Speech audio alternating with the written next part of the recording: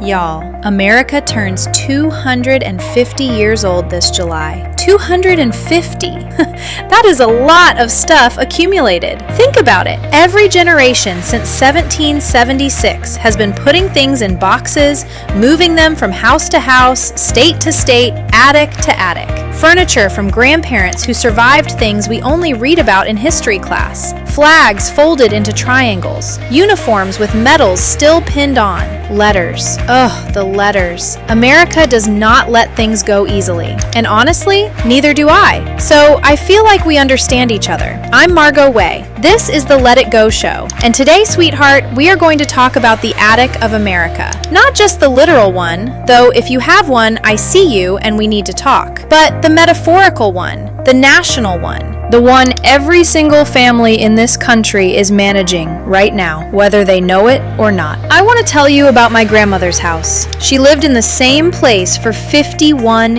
years. Same town, same street, same kitchen that smelled like biscuits and something I could never quite identify but always made me feel safe.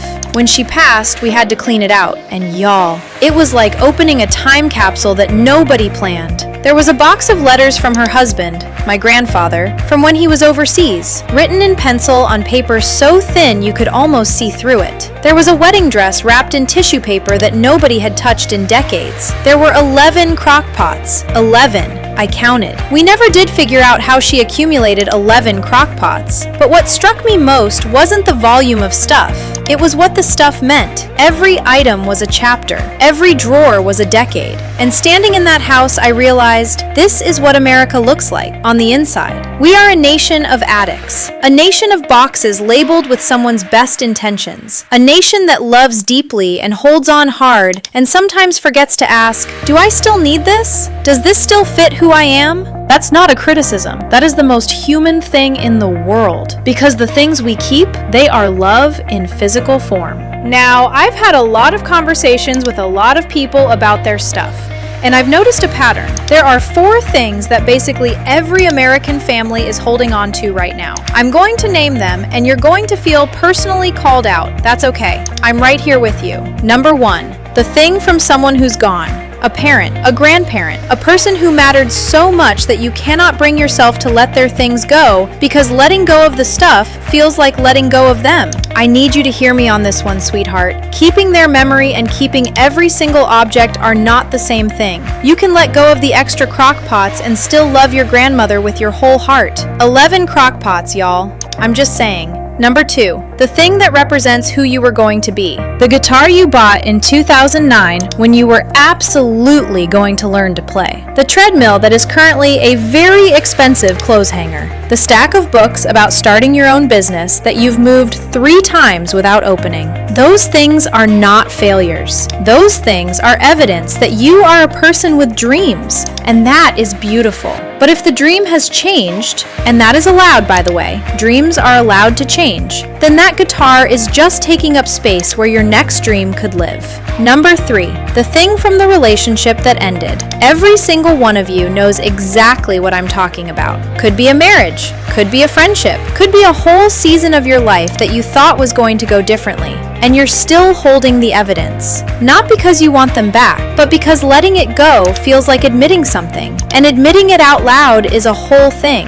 But listen, the chapter ended, the story didn't. You're still here, you're still writing. And you deserve a house that reflects where you're going, not just where you've been. Number 4, the thing you're saving for someday. The good china that only comes out when guests are nice enough. The fancy candles you haven't lit because you're waiting for a special occasion. The outfit that's 2 sizes from fitting again. Sweetheart, today is someday. You are the special occasion. Light the candle, use the china, and the outfit, if it brings you joy, keep it. If it brings you guilt every time you open the closet, maybe it's time to let it find a new story. Here's something I think about when I think about Independence Day. Those folks in 1776 were doing something that is genuinely terrifying. They were letting go. Not of junk, not of crockpots, but of an entire identity, an entire way of being organized, an entire set of rules about who got to decide things for them. And they were scared. Of course they were scared. Letting go is always scary, but they did it anyway, because they understood something that I think we forget when we're standing in a garage at 11 o'clock at night, arguing with ourselves about whether to keep a broken fondue set. They understood that you cannot build something new if you're holding so tight to the old thing that your hands aren't free.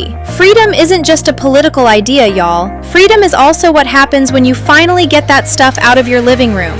I truly believe that. I have seen it happen. I have watched people walk out of a storage facility after dropping off the boxes from a divorce, and something in their shoulders just drops. Like they set down a weight they'd forgotten they were carrying. That's independence. That's the whole thing right there. So here's what I want to propose. In honor of America's 250th birthday, a great American letting go. Not everything, not all at once. I'm not asking you to become a minimalist by the 4th of July. I'm asking you to find one thing, just one. One thing that belongs to a chapter that's finished. One thing that's taking up space. Physical space, mental space, emotional space that you've been meaning to deal with and haven't. And deal with it. Maybe that means donating it. Maybe it means photographing it and letting the physical thing go. Maybe it means putting it somewhere safe. A unit, a shelf, a box that's actually labeled, so it stops living in the chaos and starts living with some dignity. Your grandmother's letters deserve better than a pile in a corner. The wedding dress deserves to be stored properly or released with grace. The guitar deserves to find someone who's actually going to play it.